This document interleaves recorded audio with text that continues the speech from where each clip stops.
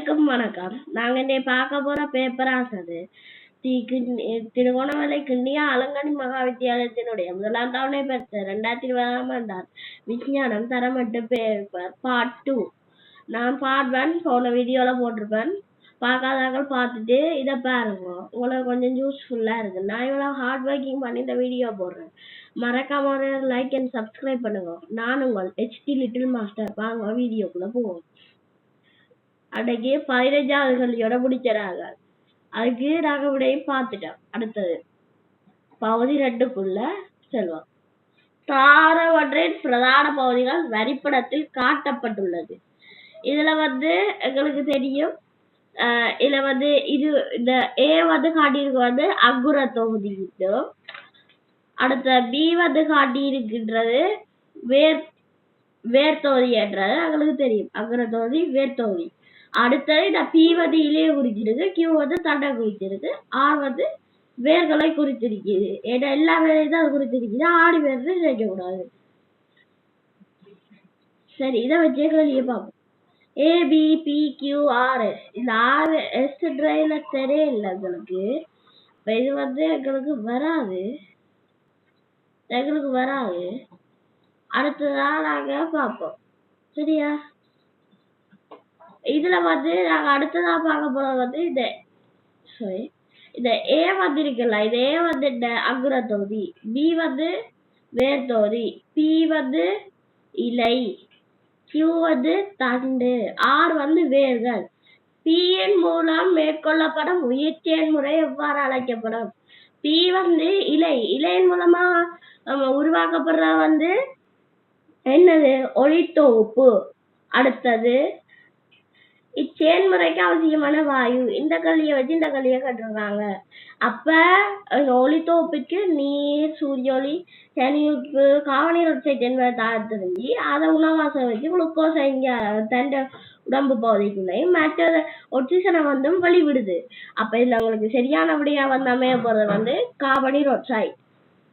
ஆறின் பிரதான தொழிற்பாட்டை குறிப்பிடுக. ஆறின் பிரதான தொழிற்பாடு ஆர் என்ன? வேர்கள். வேர்கள பிரதான தொழில் 2 நாங்கள் குறிப்பிடலாம். ஒன்று, தாவரத்தை மண்ணுடன் நன்கு பதித்தல், தாவரத்திற்கு ஆதாரத்தை வழங்குதல், மேலும் நீர் தனியுப்புக்களை பெற்று அகத்தொழிஞ்சுதல் என்பதை நாங்க இதுக்கு விடையா கூறும். சரியா? அடுத்தது 5வது, பின்வரும் தாவரங்களில் காணப்படும் ஆறின் விசேட வாய்ப்பெயர்களை குறிப்பிடுங்க. ஆறுன்னா அங்க மேல பாருங்க, வேர். வேர்ல இது உணவு சேமிப்பு வேர். ஆணி வேரில் உணவு சேமிப்பு வேர். அதே போல ஆலமரம் தாங்கும் வேர்.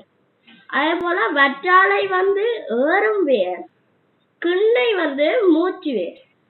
எங்களுக்கு எவ்வளவுக்குமான வற்றாழை ஏறும் வேர். அது பாத்தீங்கன்னா அப்படி ஏறி ஏறி அதுல அந்த வேர்கள் விட்டு விட்டு அப்படியே போயிருக்கும். சரியா?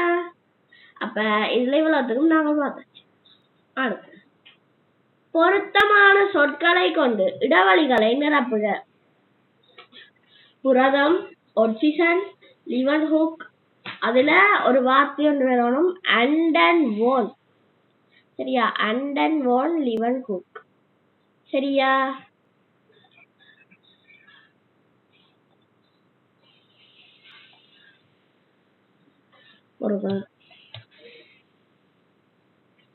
அப்ப லண்டன் லிவன்ஹுக்ன்றது உங்களுக்கு வரணும். சரியா? அடுத்ததான் நாங்க பார்ப்போம். இந்த virus, protozoa, carbon di oxide என்பன இதற்கு இப்படியா அமைஞ்சிருக்கு.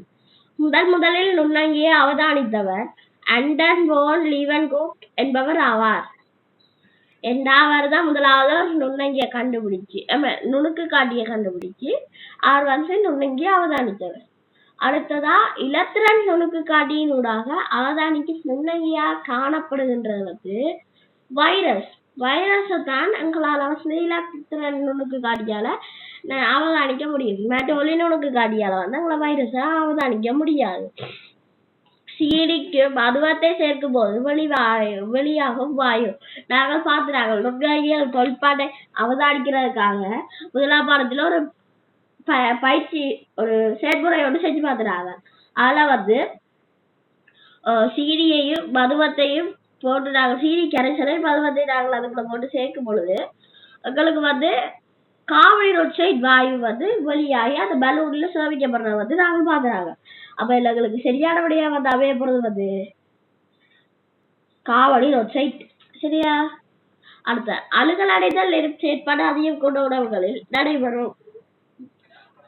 நாங்களா போன பாட்டிலே பார்த்துறாங்க.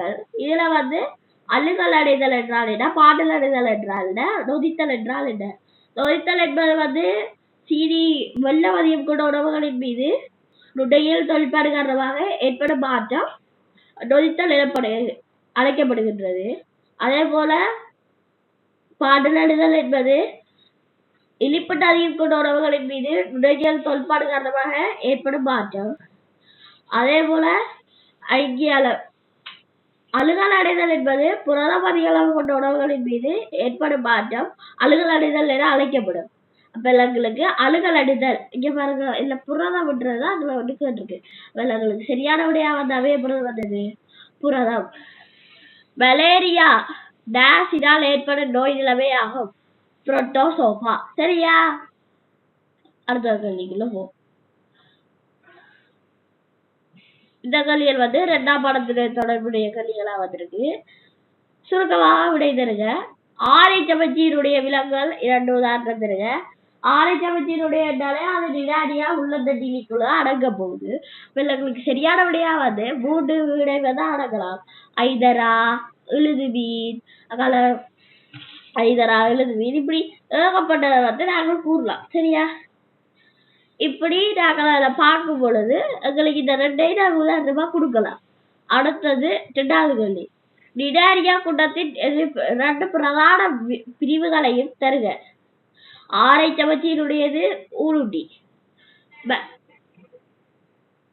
ஆரை சமச்சீரும் ஊருண்டியும் அது கொண்டிருக்கும். இப்ப நிடாரியாக்கள் கண்டபடியா நாங்க இதை வந்து நாங்கள் விடையா கொடுக்கலாம். சரியா? அடுத்த ஆத்திரபோராக்களின் இயல்புகள் 2 தருக. மூட்டுக்களை கொண்ட கால்களை கொண்டபடியா தான் தமிழ்ல மூட்டுக்காலிகள் என அழைக்கப்படுது. அப்ப மூட்டுக்களை கொண்ட தூக்கங்களை கொண்டபடியா அது மூட்டுக்காலிகள் என அழைக்கப்படும் என்ற சிறு விளக்கத்தை கொடுக்கலாம். அதோட சிலவற்றிற்கு சிறகு காணப்படும், சிலவற்றிற்கு புறவன் கூடு காணப்படும், சிலவற்றின் உடல் துண்டு துண்டங்களாக பிரிக்கப்பட்டிருக்கும். சரியா? போல மென்னுடலிகளுக்கு 2 உதாரணம் தருக. மென்னுடலினாலே நாங்க பார்த்தா இந்த கணவாய், ஒக்டோபஸ், சிப்பி, நத்தை என்பதை நாங்க கூறலாம்.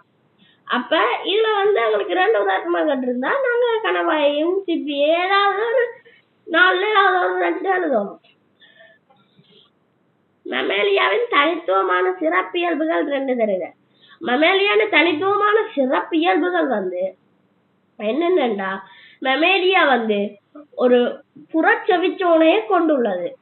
இங்க பாருங்க, இந்த வவ்வால் வந்து ஒரு முளையுடி. அப்ப இல்ல பாருங்க, அந்த புறச்செவி காணப்படுது பாத்தீங்களா, புறச்செவி. அப்ப நாங்கள் இதுல புறச்செவி காணப்படுதல் என்று எழுதலாம். மற்றது என்னது, முளைச்சுரப்பிகள் காணப்படுதல். சரியா? இப்படி எழுதலாம். முளை சுரப்பிகள், நெய் சுரப்பிகள், அடுத்த வியர்வை சுரப்பிகள் என்பன காணப்படுதல் என்று நாங்கள் எழுதலாம். சரியா? அடுத்த கேள்வி. இந்த பின்வரும் வினாக்களுக்கு அடிப்படையாக கொண்டு வினாக்களுக்கு விடை தருக. ABCDE அலைகள டி இதற்கு. அடுத்த வேலையாட்சிகளின் உள்ளத்தண்டுளி உள்ளத்தண்டிலி என்பவற்றை பயன்படுத்துக. வந்து உள்ளத்தண்டிலி இது வந்து மூட்டுக்காலிகள்.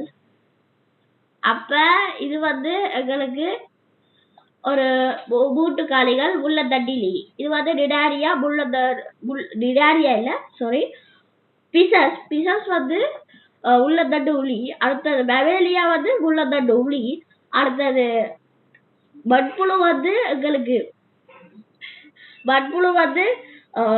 துண்டு புழுக்கள். அப்ப துண்டு புழுக்கள் வந்து இதுக்குள்ள அடங்க போகுது முள்ளத்தண்டி இலிக்க. அடுத்த நத்தை வந்து மென்னுடலிகள் வந்து முள்ளத்தண்டி இலிக்குள்ள அடங்க போகுது. ACD என்பன முள்ளத்தண்டி இலிக்குள்ளையும், BC என்பன முள்ளத்தண்டி ஒளிகளுக்குள்ளேயும் அடங்க போகுது. அங்கேயே உள்ளடங்கும் வங்கி கூட்டம் எது? அங்கேயே வந்து என்னது ஆத்திரப்போடாக்குள்ள அடங்க போகுது. அல்லது பூட்டுக்காலிகள் என்ற விட வந்து நாங்கள் எழுதலாம் இல்லை. அடுத்ததா அக்கிய பீட் பொதுவான இயல்போட்டு தருக்கு. அக்கி பீ வந்து பீட் மீனண்டா அது வந்து பிசஸ் என்ற ஒரு பொதுவான இயல்பு அறிவிக்கோட்டு வடிவம் உடையது. மற்றது செட்டைகள் காணப்படுதல், மற்ற செதில்கள் காணப்படுதல், பூக்களின் மூலமாக சுவாசத்தினை மேற்கொள்ளுதல், இப்படி எழுதலாம். அடுத்தது அங்கியே கூட்டத்தில் உள்ளடங்கும் வேறு அங்கிகளின் பெயர். வேறு இரு அங்கிகளின் பெயர். அங்கியே கூட்டம் பாருங்க, அங்கே வந்து மூட்டுக்காலிகள். அப்ப உலகத்திலே அதிக பல்வமை கொண்ட கூட்டம் வந்து இது. அப்ப இதுலயே நாங்கள் பலவற்றை நாங்கள் உதாரணமாக கொள்ளலாம். இப்ப தேனி, அடுத்த அடுத்த கருந்தல் அல்ல மட்டைத்தல், இப்படி நாங்கள் பலவற்றை உதாரணமாக கூறலாம். சரியா? அடுத்த இவற்றுள் முளையூட்டியது. முளையூட்டினா மெமேலியா வந்து இங்க நான் காட்டி சொல்றேன் உங்களுக்கு. இதுதான் சி என்ற வவ்வால் தான் உங்களுக்கு முளையூட்டியா அமையாது. சரி, அடுத்த கடிக்குள்ள போ. படங்களை அவதானித்து கீழ்வரும் வினாக்களுக்கு விடை தருக. ஏ வந்து இஞ்சி, பி வந்து கரட், சி வந்து வெள்ளாரை, டி வந்து கோரை, இ வந்து வெங்காயம், எஃப் வந்து கரும்பு. சரியா? இப்ப நாங்க அதுல ஓடிகள் மூலம் இனப்பெருக்கம் செய்யற தாவரம் வந்து சி. ஏண்டா அது நீங்க பாத்தீங்கன்னா வீடுகள்ல நீங்க படர விட்டுருப்பீங்களா? அப்ப படர விடையா நிலத்துல அப்படி ஓடி ஓடி போய் வளர்ற மாதிரி உங்களுக்கு இருக்கும். அடுத்த உறிஞ்சின்றா அதுக்கு நாங்க உதாரணமா வந்து வாழை, கோரை, நெல் அவற்றை வந்து நாங்க கூறலாம். இது நான் போன ஃபர்ஸ்ட் பார்ட்லயே நாங்க பாத்துனாங்க. அப்ப இதுல வந்து வாழை, கோரை, நெல். இப்ப இதுல வந்து நான் சொல்லி இருக்கிறேன் டி தான் கோரை. அப்ப இல்ல உங்களுக்கு சரியானபடியா வந்து அமைப்புறது வந்தது டி. சரியா? ஆணிவேரில் உணவு சமைக்கும் தாவரம் எது?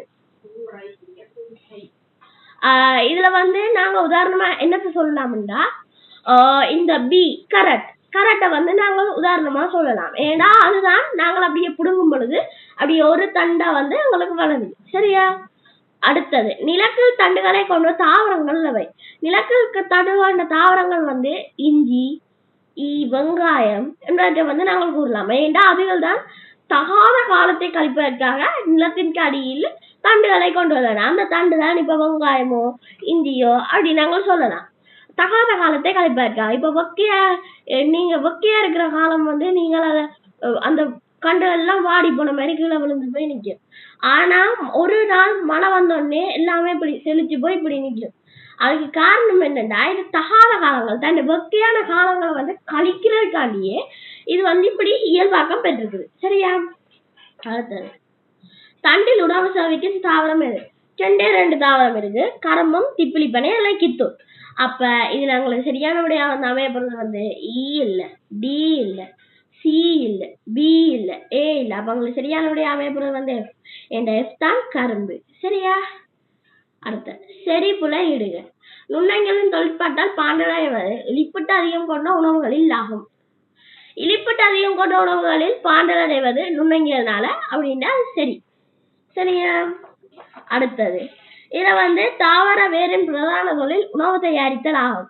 சில தாவர தண்டுகளின் தாவர வேர்கள் தான் என்ன செய்யுதுன்னா உணவை வந்து தயாரிக்குது. இப்ப கரட், பீட்ரூட், டேலியா என்பதை வந்து உதாரணமா சொல்லலாம். தேர்மல் புரோட்டோசோவாயினால் ஏற்படும் நோய் நிலைமையாகும். தேர்மல் வந்து உங்களுக்கு பாக்டீரியாவால தான் ஏற்படுதே தவிர புரோட்டோசோவாவால ஏற்படுது. சரியா? அடுத்தது நுண்ணங்கிகளின் தாக்கத்தினால் உணவின் நிறம், மனம், சுவை என்பன மாற்றமடையும்.